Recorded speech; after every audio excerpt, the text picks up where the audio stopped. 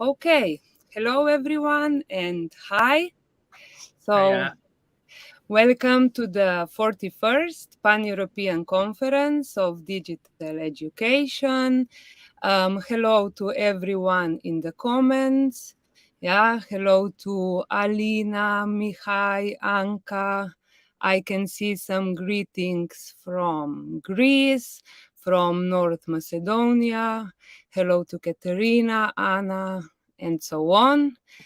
So welcome everyone. How are you doing? Let us know in the comments. I believe many of you are returning to school in the following days or in the following weeks.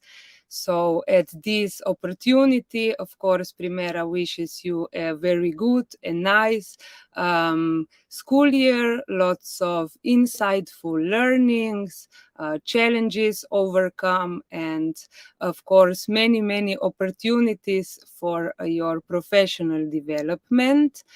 I hope you will be tuning in every last Thursday of the month as today.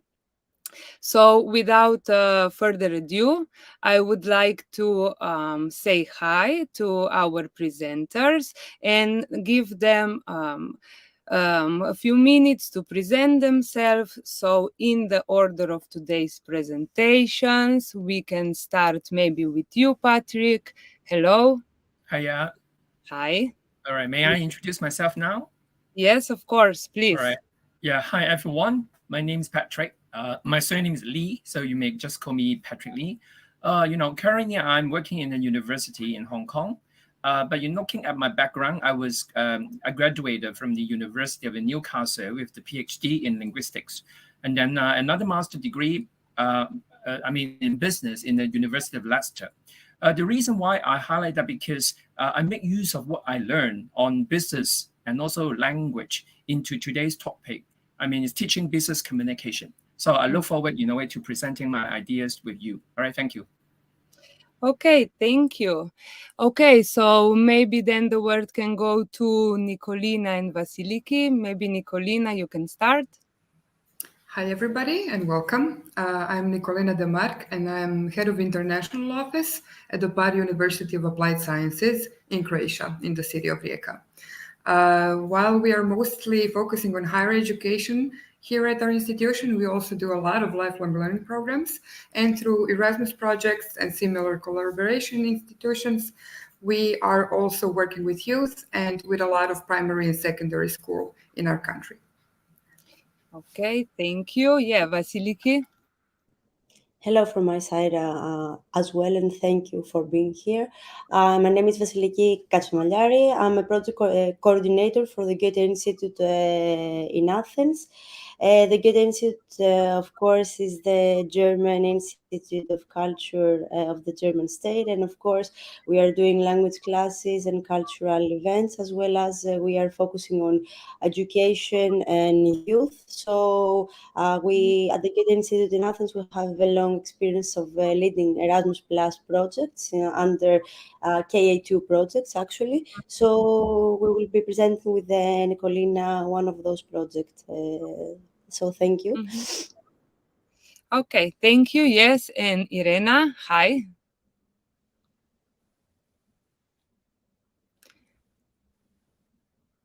Hello. I think your microphone is muted. Irena, yes. Hi. Sorry for this issue. Hello to everyone. Okay. My name is Irene Abiba. I'm a senior teacher and trainer from Albania. Actually, I have 26 years in field of education. I work as well in agency of insurance of quality in education here in Albania as co-worker. Always as a teacher, willing to learn and to share experience with others.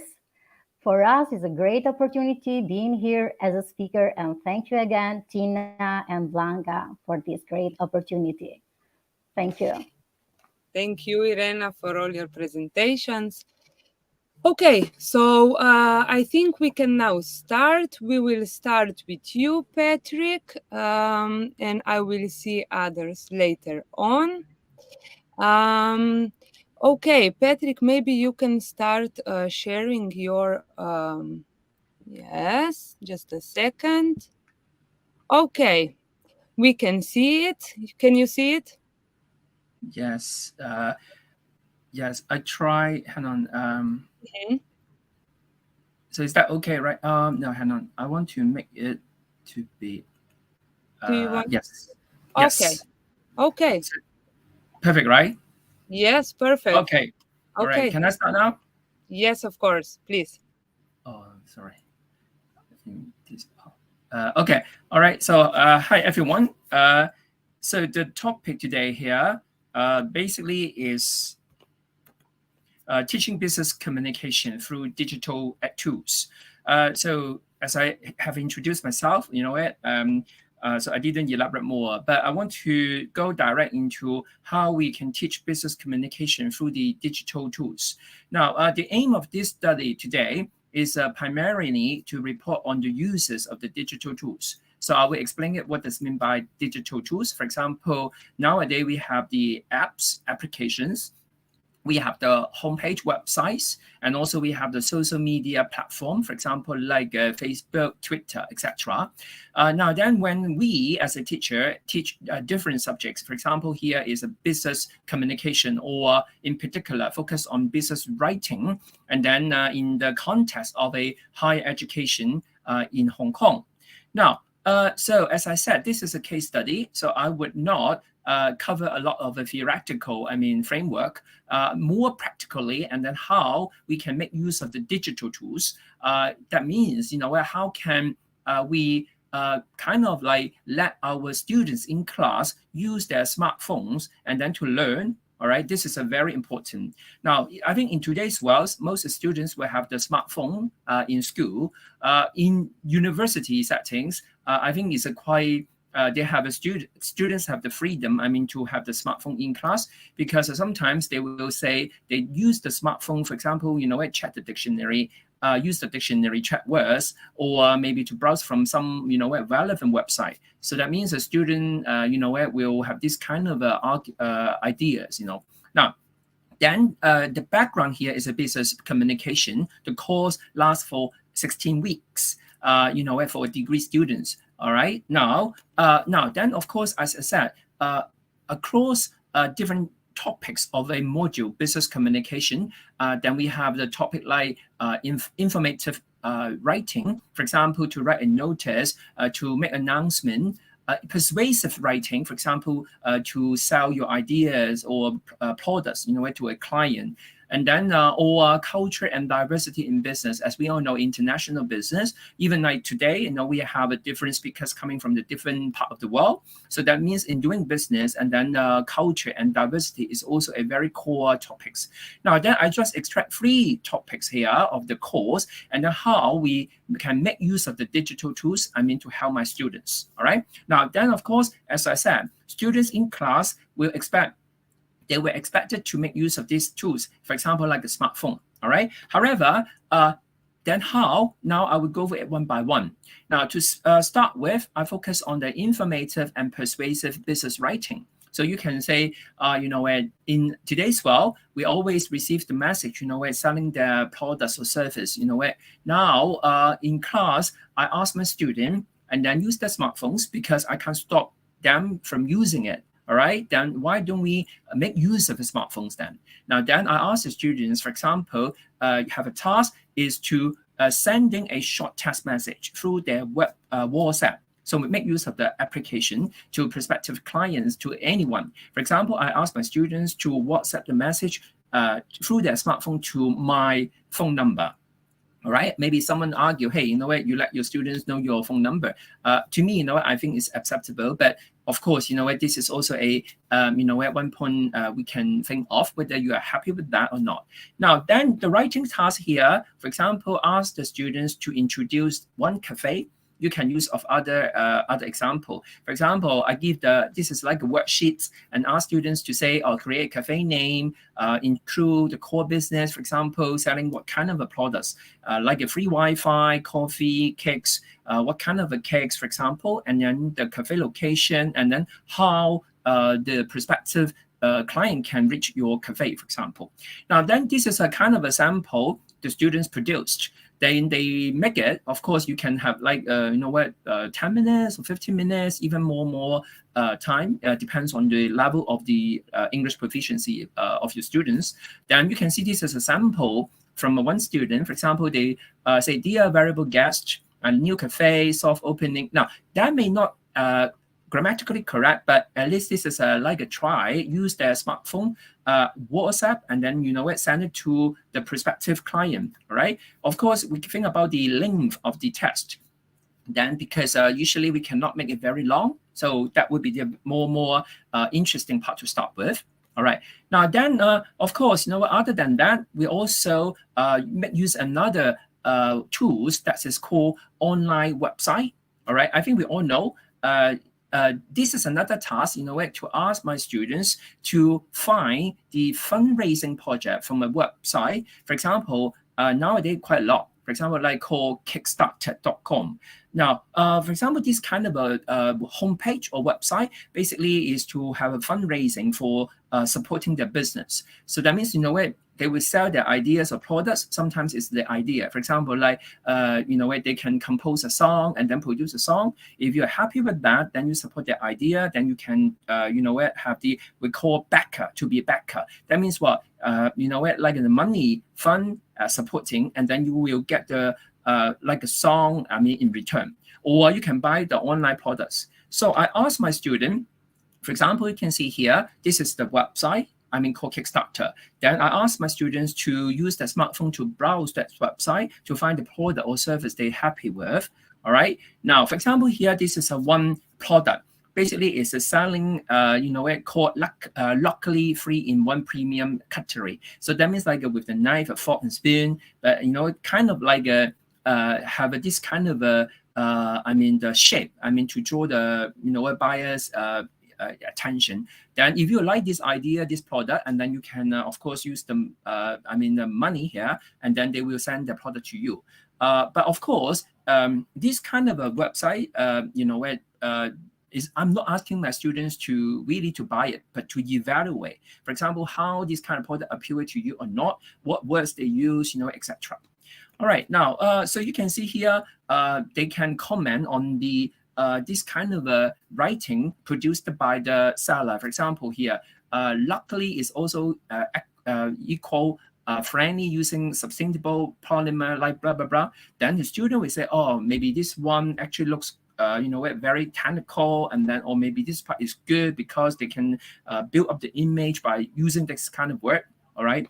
Now, then another idea, all right, that would be focused on the diversity in business. As I said, right now, we have another digital tools, for example, like commonly Twitter, Pinterest, Instagram. All right, and then you and I, for example, also have this kind of a social media platform. Now, however, some companies will have this kind of a platform, for example, on Twitter. So, you know, Twitter's, you know, like a company here named H&M. All right, I think you all know. And then H&M, you know, will sell their products, you know, post on the, you know, the Twitters or maybe the Instagram or their homepage. However, you know, sometimes that is not sensitive, I mean, to the language. I mean, for example, here, that's a case. It's H&M, I mean, selling their product. That is like a hoodie. All right. So basically, of course, this is only one model. I mean, black, but this is a real case. But of course, H&M also have other model like an Asian or maybe or European. But the problem or the issue here is that someone on their tweets, arguing, why they use this black kit. However, you look at what the hoodie row. Actually, the hoodie row, I think I can show it here. It's called Coolest Monkey in the Jungle. Coolest Monkey in the Jungle. I think you all know. Basically, the word monkey actually is quite sensitive. I mean, I'm not saying that you have to agree to this kind of idea or not, but at least what we find is the words coolest monkey in the jungle, and then match with this kind of a model. Then it provokes the kind of the fire in the United States, in particular from the black. So that's why you can see here, many people will argue H&M actually is a racist. Now, then my point is, when we ask the students to browse from the Twitters or maybe some social media to see what words the company use and any issue due to the culture and diversity, then this is a not only single case. For other business, actually, the words they use, the image they use, what the description could, arouse the different kind of debate. All right. Now, then at the end, what happened to H&M? That actually H&M has to apologize. They apologize for this kind of words matching with this kit, and then at the end they have to redraw or record the product. Now, then by doing this kind of exercise in class, I mean, my student actually. Now, this is an exact wording here. I mean, by the H&M. H&M apologize, post on their web page, say, we sincerely apologize for offending people with this image of a printed hooded top. All right, the spokesman said, we believe in diversity and inclusion in all that we do, and we'll be reviewing all our internal policy accordingly to avoid any future issue. Now, that means by looking at this case, my students browse, any issue related to the culture and communication from this kind of a social media. All right, you and I may also post anything, our comment on the Twitter, on Facebook, and then they will see, oh, actually it's in the public, and then the people have this kind of a feeling on those words. All right, now let's kind of conclude. Now, number one, you can see my idea is the student in class, they use a smartphone. Sometimes, university level here, we cannot stop, them using it, or ask them not to bring it. We cannot, because as I said, they argue, I use the smartphone to check something relevant. So that's why don't we basically to make use of it? So that's why we use the smartphone as a base. However, we can browse from different apps. For example, here, we can see application here. We can use the websites, and also we can use the social media, etc. Actually, there are more hand-on practice for the students to use. So my idea is, number one, what I said is even a subject called business communication. However, we can try to teach this subject through the digital education. All right. Number two, as I said, with different digital tools, actually, that's a loads of choices than you and I can think of different types. Number three, I think, the students can make use of their practices hand-on in class. That's why that kind of a distraction of using the smartphone, doing something else, then they can focus on the content as well. And then the class also looks more interesting. All right, so that's the end of my part here. All right, thanks for any comment or feedback. All right, thank you. Okay, Patrick, thank you very much. Yes, I would like to share with you, well, they are saying that the presentation was very interesting. However, we also have one question from Claudia. And she is asking, are the websites very useful for the clients in the business communication? Could you give some reason? Can you repeat the question, please? Yes. Are the websites very useful for the clients in the business communication? And if you could give some reason, maybe...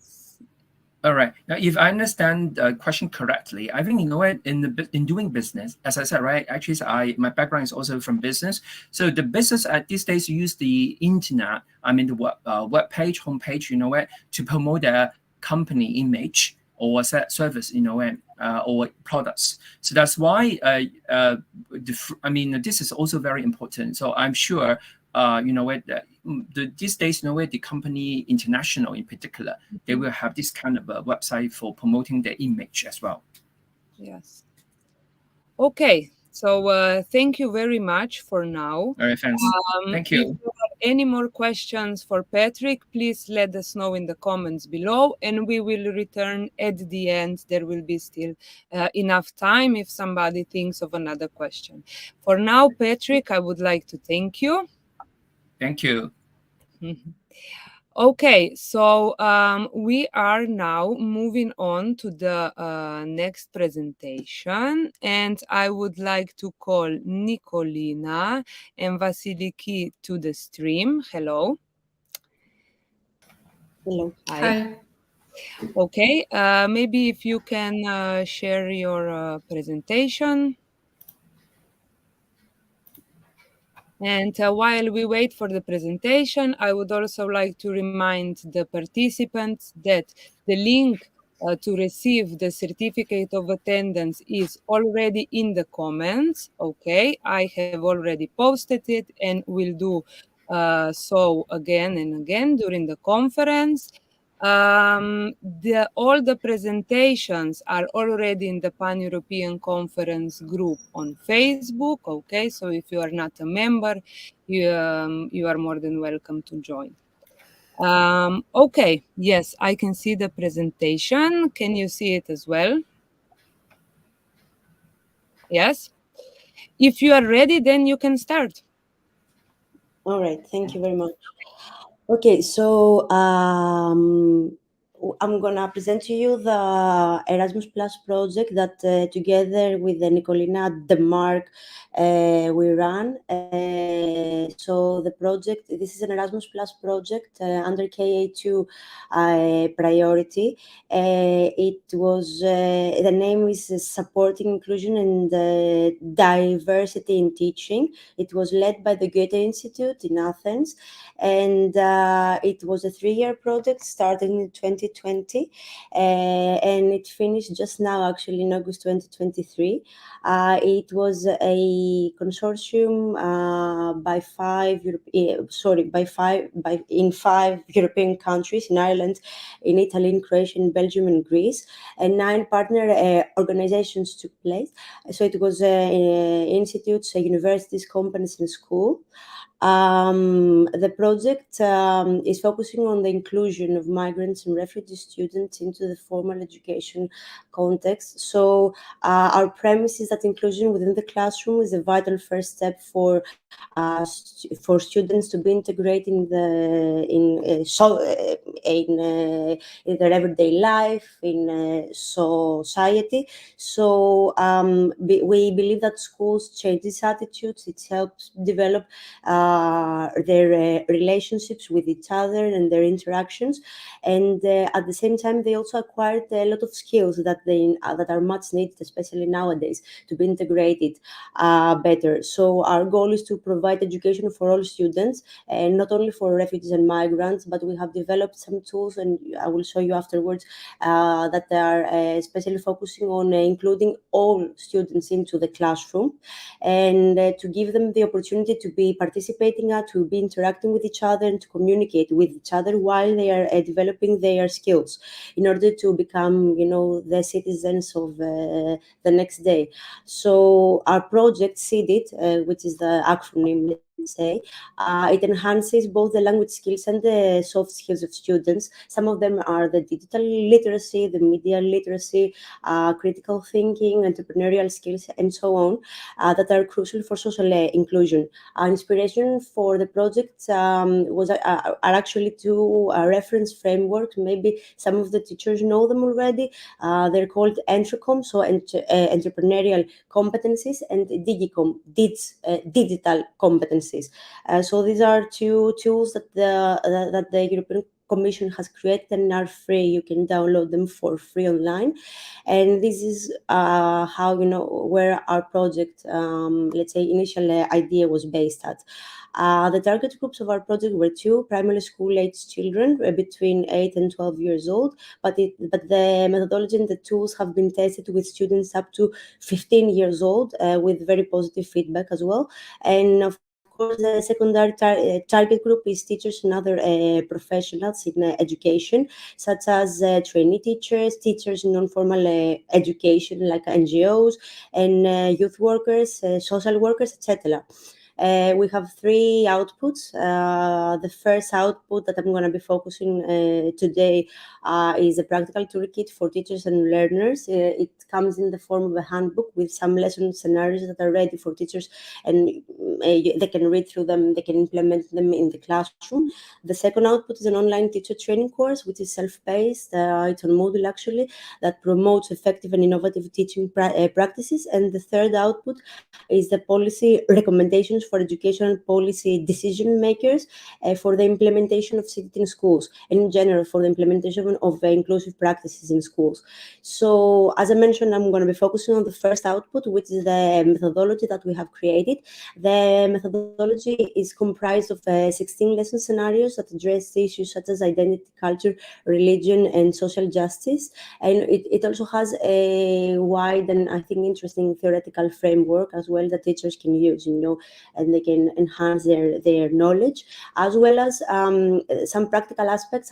Aside the lesson scenarios are some preparation tasks, some, let's say, first steps that teachers can, once they start the school year, that they can integrate into their teaching in order to create, let's say, a safe environment where students will be able to start sharing, start this difficult process of trusting each other and trusting their teachers, so that the classroom can become a safe and nurturing environment in the process.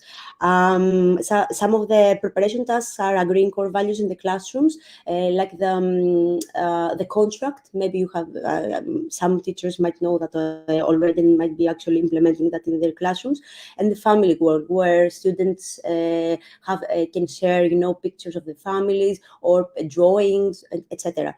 And all of the lesson scenarios are cross-curricular, meaning that all the activities that are embedded in the methodology can be integrated within existing classes. Either that might be in language classes, English, German, etc., or geography, or mathematics, or religion, or art. So this is what I'm talking about. The 16 lesson scenarios are those. We have 4 strands. The first strand is focusing on identity and belonging. Is a Abiba project, individual and group identity, me and the wider world, what is gender, peer pressure, a song for my special person. The second strand revolves around the topic of social justice. Students learn about their children's rights, they create a bully-free school, they distribute food in an equal way, and create their own artifacts of committed art. And the third strand is around, it's actually quite interesting, I think quite new as a domain, is it revolves around the topic of culturally responsive mathematics. So the first lesson is teaching positive and negative numbers using the children's personal mathematics histories, using Venn diagrams to promote cultural awareness and understanding, food waste. And the fourth and last strand is about religion and beliefs. The 3 lessons are important places, belief dialogue, and creating a nature mandala.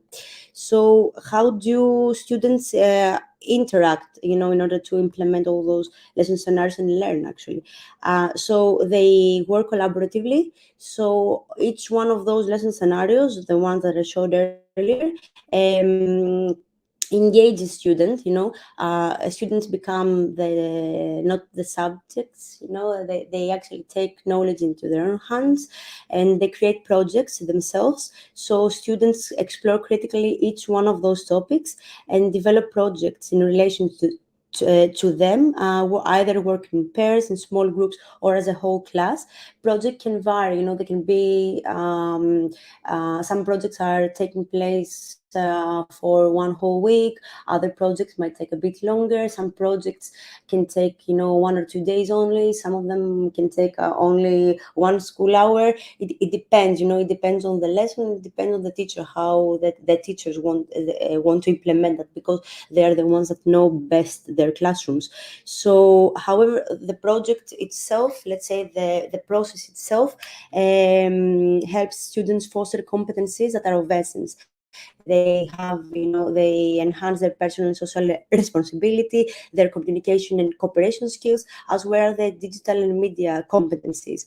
And especially for that aspect, users, meaning students, praise the strong presence of technology in the lessons and how it's used. And it has become, we have seen that after 3 years of implementation, that it becomes a huge motive for children and for teachers themselves. And some of the comments that we received, that it was more fun, more cool, and more dynamic than what they expected. So how do we do these digital aspects, enhancing the digital competence of students in the classroom through collaborative work? So students stream online. They can use, actually, first of all, let me mention that they can use either their smartphones or laptops or PCs, whatever is available in the school and whatever the teacher wants to use. So students work through the project, they engage with digital content online, and they explore the topics of the lessons. They browse and they filter information. They use media that foster online collaboration, but also collaboration in the classroom. So they work in, as I mentioned, all together. Some of the applications that are expected that they use are Google Maps, Deepo, Wikipedia, Mentimeter, Metaverse, Kahoot, Padlet, etc. After they have browsed and they have started the process of creating their own projects, they create an e-portfolio. So as soon as every project is finished, they capture their learning and what they have created actually in digital collages, in presentations, in videos, audio files, blogs, etc. And then they upload it to an online platform, which is called an e-portfolio. I'm sure that you know the term portfolio. So now we create a digital portfolio that can be shared not only among the students and among the classroom, but they can be shared with other classes, with their parents, and with the other schools, their schools, and also with other schools, so that they can create, a big community where knowledge is shared and not only stuck inside the classroom. Having said that, I'm giving the floor to my colleague Nikolina to continue with some of the best practices. Thank you. Just a moment.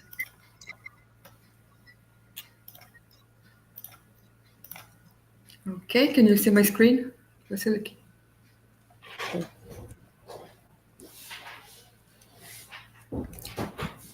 Yes. Okay. So now that you've heard a bit about the theoretical framework and the methodology itself, I would like to talk a little bit about how we put this to practice, because the methodology, the teacher's handbook, and the lesson scenarios were piloted, tested in practice in over 2 years that the project has lasted. So just to give you an idea of what the numbers are in this regard, the lesson scenarios have been tested on more than 540 students so far. They have been put to practice by 26 teachers and over 85 student teachers. There has been an evaluation process after every piloting stage, and these would be some of the main takeaways. I'll show you how the evaluation was done in a minute. But just speaking generally, all the students who have participated, at the end, it was concluded that they consider they have an increased ability to interact with their peers, that the communication was better between them in class, and that they also developed some interesting skills, and that their self-confidence at the end was better. They mostly felt heard. They felt that their opinion was important, that they had an impact or effect on what was taught in class or which activities were done in class. So overall, they kind of felt more included in the teaching process, but in their school group as well. When it comes to the teachers, they considered that the seated lessons have made their classes more interesting and enjoyable, both for their teaching practice and the students. and that they're strengthening their profiles, and by that we mean like a professional teacher profile or their career, their skills, as they acquired a new teaching methodology that they previously haven't worked with.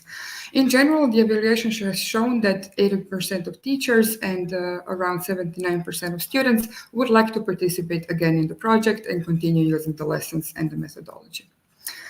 So how was this evaluation done in the first place? How did you get to the percentages and the conclusions? So we approached different groups, so the students, the teachers, and the project in general.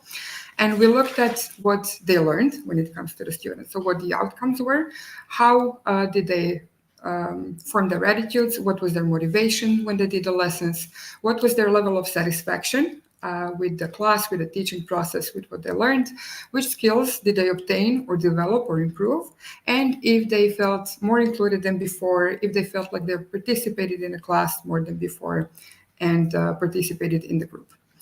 When it comes to teachers, we also tested attitudes. We looked at their satisfaction and the skills they obtained. And on the overall general level of the project, we wanted to see how feasible it is to implement, if it was successful, if the materials used were usable, and how effective it was. This was done, as you can see here on the slides, through a number of angles or, let's say, approaches. So a questionnaire was conducted both before the seated lessons were implemented and after the students and teachers went through them. Questionnaire had a lot of questions, and both the students and the teachers had to go through it. Some of our project members or partners went to a couple of schools where the lessons were being implemented, and they did in situ observations. They conducted interviews with the students and the teachers, and of course the teachers themselves assessed their students, the level of their skills, and their overall satisfaction with the classes. On the level of the project, of course, we took all of these together to see how well it has been implemented. I'll just show you a couple of examples. We cannot go, of course, through all the statistics. I don't want to keep you until the end of this webinar, but just overall to give you an idea of what we tested or which factors and skills and principles we looked at. These are some of the main numbers. So the blue stands for their opinions before the lessons were implemented, and the red stands for after they tried seated out in the classroom. So we have here some visibly impactful results in terms of, for example, the level of interest of students, their participation in the class, the inclusion of every child in the teaching process, and lessons in the class, their competences, their self-efficacy, working with others, the level of how much they take initiative, their media literacy, their resilience, critical thinking, and so on. So in this circled part, I think you can see that there was some significant improvements after the lessons were implemented. When it comes to teachers themselves, again, a couple of examples which showed that inclusion in school and participation of all students was stimulated. Again, here we have, for example, a question, did seated increase the participation of students in the classroom activities? Blue here stands for yes, so it's 80% versus 20 for no. And the teachers themselves also had to express whether they treated all their students equally during seated lessons, and 90% of course say yes. Here we have an example also of the teachers can produce inclusive activities for students of different backgrounds while or after using seated, and 90% of them now consider that they can. And they can also be more effective in teaching in mixed composition classes, so students of different backgrounds, levels of skills, and so on. When it comes to students, one of the most important things, of course, were inclusion and participation. And we asked them if they felt included when deciding about class activities. For example, what is taught in the class, which lessons, seated lessons they were going to do, in what way, and so on. And again, we have blue here for before seated and red for after seated, where I think you can see a significant difference here, where from strongly disagreeing, or not being sure if they can decide anything regarding the class activities, now after seated, they feel much more towards agreeing that they have some impact about what and how is done in class with their peers. Participation about decisions in class activities, also 86% of them considered that they participated in the decisions being made. So on from the statistics to some specific quotes or examples on what happened during implementation or after, we noticed that the implementation of lessons helped a lot to break some stereotypes, not only in between the students, but for some teachers as well. It led them, as it says here, to question some of the knowledge that either we consider granted or we might think that students have them. So for example, here, the teacher said that they really appreciated the opportunity to speak more openly with the students and discuss some topics that otherwise might be a little bit, not necessarily taboo, but something that the students wouldn't express on their own. So they talked about their feelings, their backgrounds, what's important to them a bit more openly than before. This, of course, helps a lot, helps teachers a lot to get to know their students better and then to work together better as a group. I'll show you two examples here. One teacher, who is of Arabic origin herself, said that she was not aware of some differences within the Islamic or Arabic world, and that her students helped her gain new knowledge about it because they felt more comfortable about discussing their own background and beliefs in class. Another teacher, on the other side, said that when gender was discussed in the classroom as a topic, the lesson showed her that it was evident that some students didn't know some important information on the concepts like same-sex marriage, for example. The students in general loved the lessons outside of the classroom, and lessons that are more interactive than the usual teaching processes. One of the most important lessons, in our opinion, and also what the experiences from the classroom showed, was one called the Me Box. Not to go into too much detail, but it involves a student collecting some artifacts that are very, very important to them personally, be it because of their family, their friends, their backgrounds, something they're missing, something they love, and collecting their own personal box. And then, if they feel comfortable enough, sharing this with the class. And in one of the classes, this has proved to be a very important tool because one of the students shared a traumatic event that they went through during the school year, something that impacted them a lot when they lost one important person. And this was the first time and the first activity that kind of made them express those emotions, to share that with the class, and the students had the opportunity to express their empathy. Several quotes for the students themselves. These are actual student names over here, but just to give you an idea of what they felt like was the most, let's say, impactful elements of the CITIT lessons.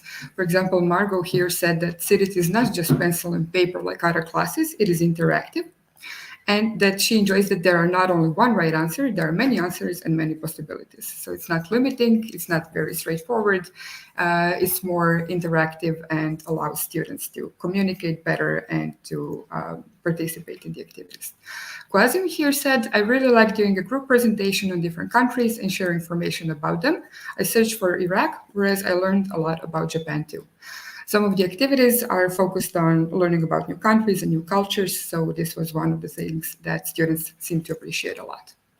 He also said you can do whatever you want. In the activities, you are free and independent. And Elizabeth says that CITIT has a lot to do with art and friendship too. We speak about our problems, like when a student is rude or alone, and when we need company, we share and we speak about our feelings. So I think we can all see that the lessons themselves and the approach has like a real life impact on the students and how much they're willing to share and connect. In general, to conclude, as you'll see here, all of the skills that are taught through the CITIT lessons, skills that are shared and developed and improved, the values that are created, the problems that are solved, this is all interconnected in a way. The students are encouraged to think critically, to work together, and it just creates like a one positive circle, which can be used as a means of integrating students into society further, regardless of whether they're from different backgrounds or whether they just need some encouragement to speak up, to develop their own personality and to share it with the rest of the class. I would like to end by showing you a little video, which I have to stream from YouTube in just a moment.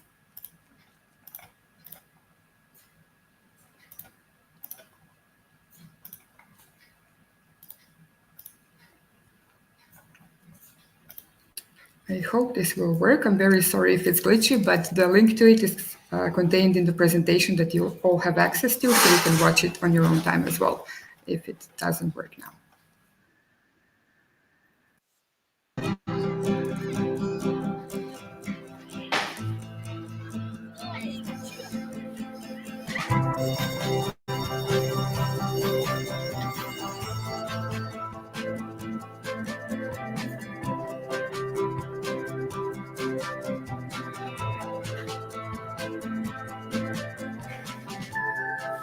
Als ik alleen werk, kan ik niet veel ideeën weten. En als werk met een groep, kan ik meer Nederlands weten. Dan ik vraag een andere kind en daarna ik luister naar zijn ideeën. En ook met de iPad informatie te zoeken. In our school, we like to have student-led projects. They do things themselves, they participate in choosing the lessons, and they communicate a lot with each other.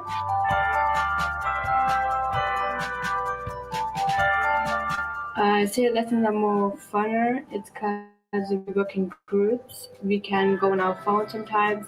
We use iPads. We can speak different languages, and we get to know more about the world and more about other religions. Which sounds to student-led work based on principles of education such as participation, interaction, and communication. Moi, le projet qui m'a plus marqué, c'est le projet contre l'harcèlement. On pouvait tous mettre nos idées. C'était vraiment un projet que j'ai beaucoup aimé. Avec tous les projets que j'ai faits, moi, j'ai beaucoup avancé avec langue que je ne savais pas du tout, que j'ai appris sur moi-même, des choses que j'ai appris sur les autres que je ne savais même pas moi-même. I try as a teacher to embrace the differences between them. We talk about their religion, about their cultural. We also need to put a lot of ICT skills in the lesson. We do the social as well. We also try to put another language in it, and I embrace and I emphasize that it's so nice that they are so different. I try to the children to participate in everything we decide about lessons, about rules, about playing, about everything, and it works.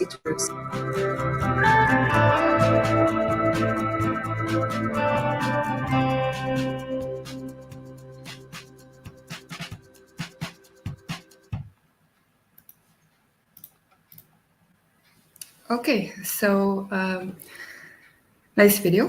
That is all from us, and I just wanted to let you know that in the presentation you'll see the link to our project website as well. So if anybody is interested in the materials that we produce, the seated lesson scenarios, the handbook for teachers, everything is contained on the website. So please feel free. I encourage you to go download them, and they're ready to use essentially. You can take a look, maybe pick something out and try it out in your classrooms as well. Thank you. Yes, thank you very much. So as Nikolina said, everything is in the presentations, and all the presentations are already in the Facebook group. Okay, so I would like to share with you also some comments. They are saying that is very interesting, and Mirela is saying that is a great presentation, which is very well documented and argumented. It's informative, enriching, inspirational, and comprehensible structure, and intelligently presented. So congratulations and thank you very much. There were also two questions. They were in fact posed more at the beginning of your presentations. So when Nikolina with the evaluation and implementation was still didn't talk. So maybe some of these you already answered. However, I will still read it out loud, and then maybe you can answer whatever you feel was not yet answered. So first we have from Mihai, what is for you a proper safe environment for students? Well, maybe you can answer first this, because the question is kind of long. And then it says that there are many issues about race, ethnic approach, bullying. And my question is, can this kind of Erasmus project solve anything? How do you mix all of this to achieve the proper project goals? And if these are sustainable goals in the future? Okay. Nicolina, do you want me to start? And I can take this one. Maybe you could, yeah. Okay. So it's a lot of questions. I'm trying. I will just. I think some of them were answered during the presentation and afterward. And as because Nicolina presented some actually outcomes and statistics. So in terms of about the safe classrooms, we believe that is a classroom where students are free to be themselves, to discover who they are. It's about, to create an environment where students can feel that they are safe, not only physically safe, but also emotionally safe, and they can express themselves. They feel also confident asking questions, answering questions, contributing also to discussions, to activities. They can be, it's beyond, let's say, just simply following the guidelines of the teachers, but actually taking learning into their own hands, and feeling and learning more about their students, their peers, and becoming the students of tomorrow, to make them feel that they can express themselves and they can respect themselves and the others. So I feel that we have managed to do that in the materials that we have created. We're tackling a lot about this theory. So if you go through the methodology, there are actually chapters about how to create this environment and what are some the major theories behind that. And yeah, so let me see again. Sorry, the other answer. The other question that was raised beyond the safe environment. Yes, but you've partly also answered. The question was if these are sustainable goals in the future, and how do you mix all of these to achieve the project goals, while another question from Claudia was also, yes, if you think that the project really do develop children creativity and abilities to use on computer. Yes, for that aspect, definitely, we believe that we have done that. In terms of the creativity, they create their own projects. So what can be more creative than that? So they create videos, they create their songs. There's a song about my special person. And they create artifacts. They can create their own pictures or anything. They can create also proposals about in order to change the school culture. So they can create, they can put in paper their rules and they claim to the principal what they want their children to change in their school. So it's about making them choose and take action, actually. So it's not about just the creation itself, but actually taking action. So about the activities, of course, they browse online, they filter information.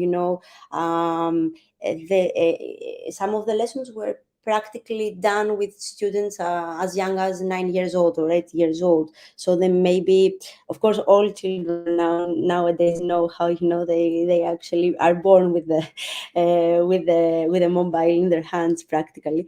But they learn how to not only go online on YouTube, but to actually use an application, and it's actually challenging quite for teachers. When we are doing similar presentations, there are some teachers who are struggling, with how to use a Padlet, how to create an online questionnaire on, because we are using applications for students to answer, and to do polls, for example, in the classroom, and in order, for example, to take an action and a collective action forward, going forward.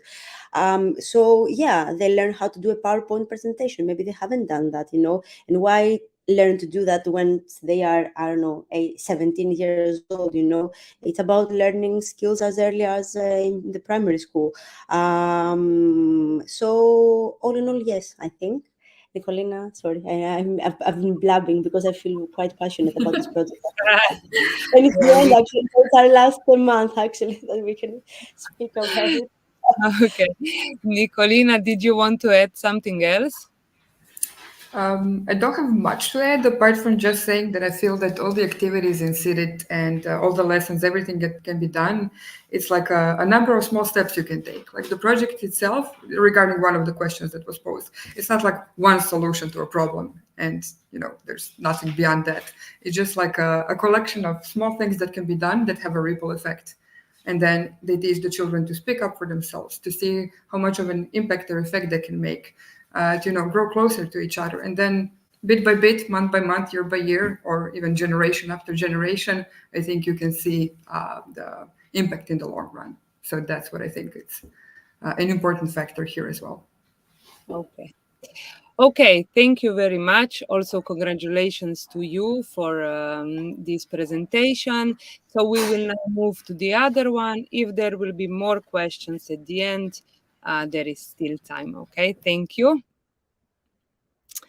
Okay, so we are now going to the next presentation by Irena. Hi. Okay. Hello. Hi again. Hello to everyone again. And thank you for having me today here. Okay. Thank you for many of your presentations, of course. Would you share your screen? Yeah. Or the presentation? Topic for today's session is media literacy. One of my favorite, as I am part of a big project supported by European Schoolnet, Save the Children Italy, and tactical team. I wanted to share with you some valuable information material. Can you see my screen now? Yes. Yes. Yes. Will you? Yes. Okay. Oh, just to make it full screen. Yes, maybe it's better. Yes, I think it's. Yes. Okay. Now it's perfect. Okay. I wanted to start my. Okay. I wanted to start with a question. When you come across any kind of inaccurate or false information online, do you think it's always malicious? Select the choice if you can, that is relevant to you. Yes, it is always malicious, or no, it isn't always malicious, or if you are not sure. And if you choose no, it isn't always malicious, all right, false information isn't always spread maliciously. But no matter what the reason, the result is generally the same. People on the receiving end believe that something wrong is actually right, or that something happened that never did. What are the types of misinformation? Spreading misinformation can be dangerous because false information can lead to a snowball effect. False information spread on the internet and social media can expand, amplify, and escalate misunderstanding. If one person shares a piece of misinformation with 10 of their friends, and they each share it with 10 of their own friends, it's already reached 100 people in just a few simple clicks. After this point, it's almost impossible to remove the false information from the digital world, no? With so many names of false information, it might feel confusing to know the difference. What's the difference between these terms? misinformation, fake news, disinformation, and malinformation. Let's take a closer look. Misinformation is false information that is spread online without a negative intent. For example, misleading information. Disinformation is false information created and shared by people with harmful intent, deceitful information. And malinformation is the sharing of genuine information with the intent to cause harm, malicious information. And now we can classify the false information. As you can see, false information is not just right or wrong, black or white. There is a lot of in between, and it can be a little bit of everything. For simplicity's sake, you can quickly refer to any false information as misinformation when the intention is unknown. To better understand what misinformation is, let's look at a common example about a gossip. This is Lina, the main character of our story. She followed her action plan and learned more about Sam. According to mutual friends, while Sam is competitive and can be a sore loser, it would be okay to message him directly, as long as she keeps it brief and does not ask too many questions. So she goes for it. By doing so, she uncovers some valuable information, which will help her get to the bottom of things.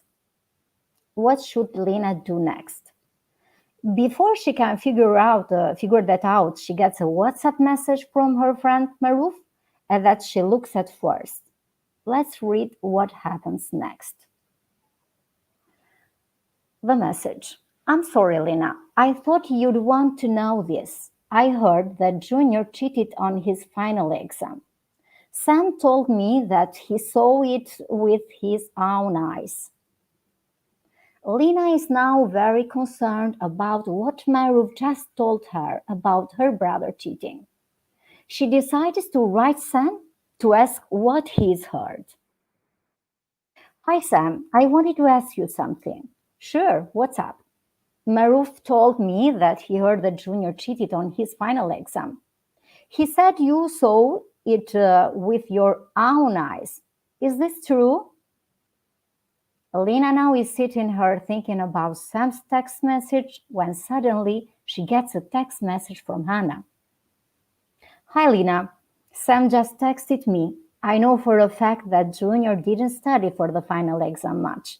He even told me that he was too depressed to focus on his studies for the past 3 months after his friends moved away.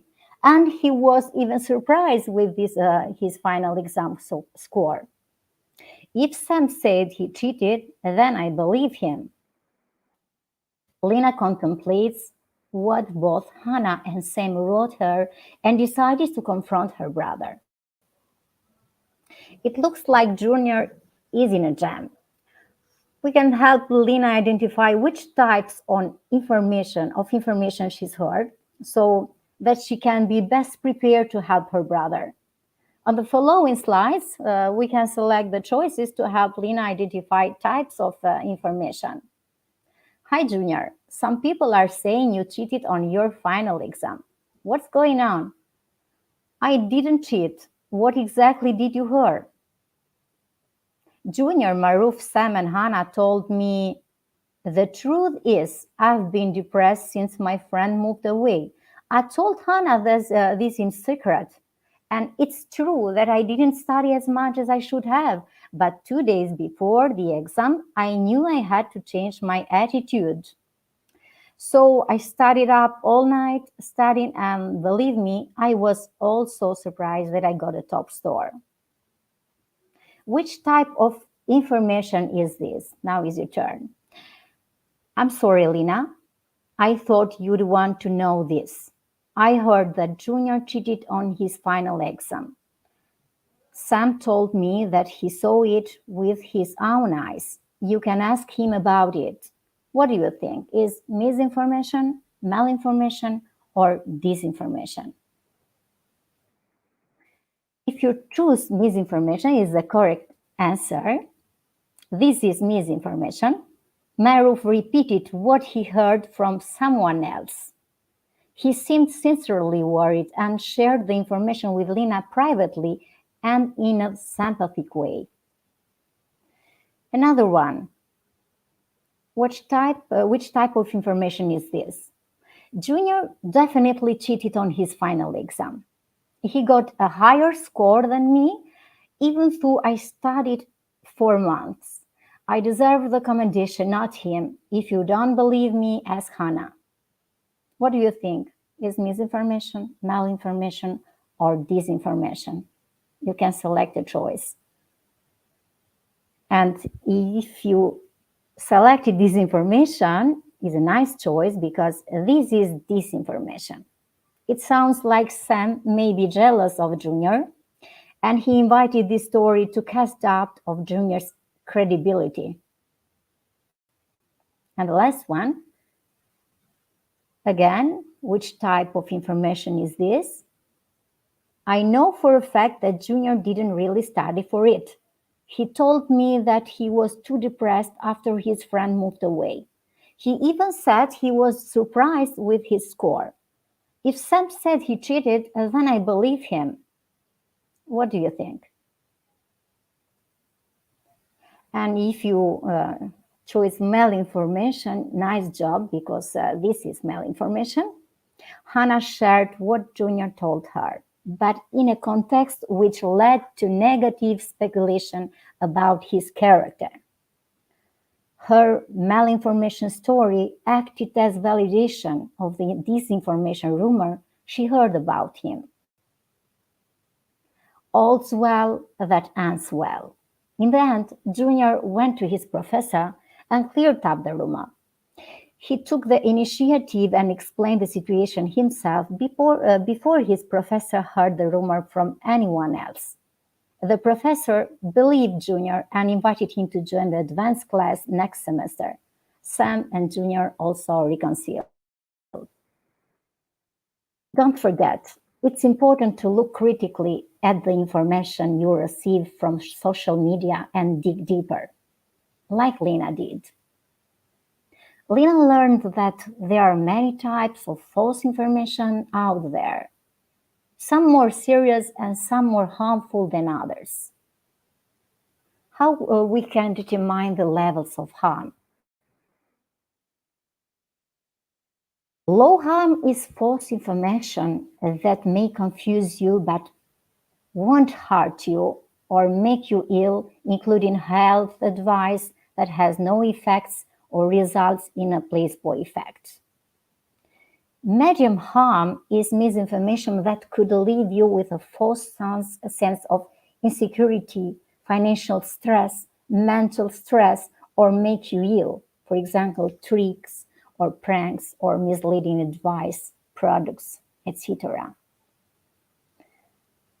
And the higher level, high harm, is when misinformation can result in long-term, severe, or irreversible physical damage or psychological distress, or leads you to distract the medical scientific community.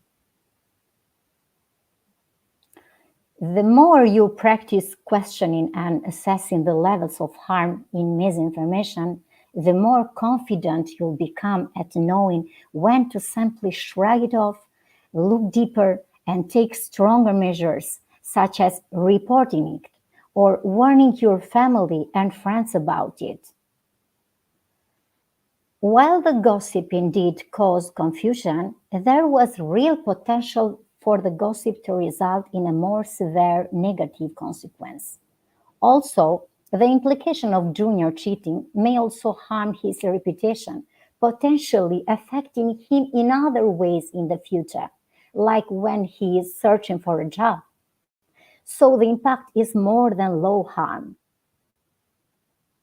Because of the potential of negative consequences for Junior, if the gossip were to be believed, failing the course, hurting his reputation, the gossip would likely fall somewhere in the middle of the harm spectrum. So yes, the situation would be considered medium harm. The truth is, you don't know everything about Junior's life. Perhaps this type of rumor could result in Junior being physically or psychologically hurt by a powerful figure in his life. The situation could turn out to be high harm. The dilemma: speak up or step back. When you see your friends, family, colleagues, or classmates spread misinformation, you might feel inspired to confront them about it. Take a moment to consider your opinions. Can you count on them to use respectful language in conversations? Is it better to contact them privately instead of in front of others online? Is it best not to contact them at all and simply ignore it? Is it best to report the posting to the platform, for example, to Facebook? Or do they have a track record of listening and calmly responding to feedback? Every individual is unique and perceives things differently. What is low or medium harm to one could be high harm to another. Satire, parody, and conspiracy theories are various examples of information that could fall just about anywhere on the harm spectrum, depending on their content. And to conclude, no matter which choice you make, be sure to approach each and every situation with caution. As you can see, the answers are not always so clear. While something might be medium harm, it may also be high harm. While accuracy is important here, so is the exercise of critical thinking. Assessing the harmfulness of misinformation and beginning to explore these tough questions is a good starting point to better recognize other types of potential harms. Thank you for listening me today. This is all. Hi. And again, it's a great pleasure being here as a speaker in Erasmus Courses by Primera. Well, thank you very much also from our side, okay, for your continuous effort and for presenting so many interesting topics. I would like to say that the comments are saying that the congratulations and that the topic that you have chosen for this presentation is very actual in the present times. Also, Svetlana is saying that it is especially interesting to listen to this kind of presentation with current social media issues. So these are the comments. I don't know if you would like to add something.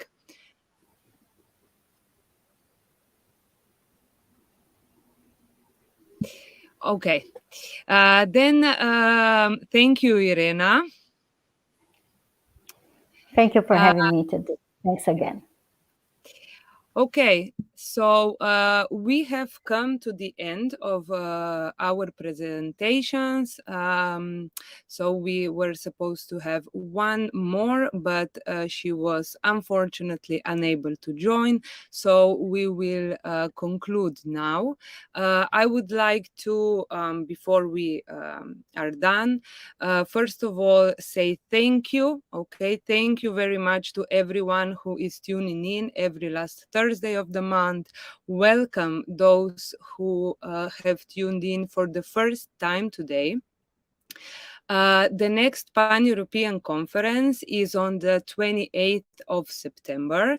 You are more than welcome to also share this conference with anyone that you might know is interested in. As you know, on our webpage, we also have an archive of the whole Pan-European conferences from the past. So you are welcome to visit that as well. The link for the certificate is valid for 24 hours. Please make sure that you write your email in a correct way. And of course, thank you very much for tuning in. Once again, if you want to join our Facebook group, you can find all the presentations there. And please don't forget to evaluate the conference. The link for the certificate is below in the comments. Also the link for evaluating the conference. Okay, so I would like to thank Patrick, Vasiliki, Irena, and Nikolina once again for being with us. And of course, I wish you a very nice return back to school to everyone. And I will see you next month.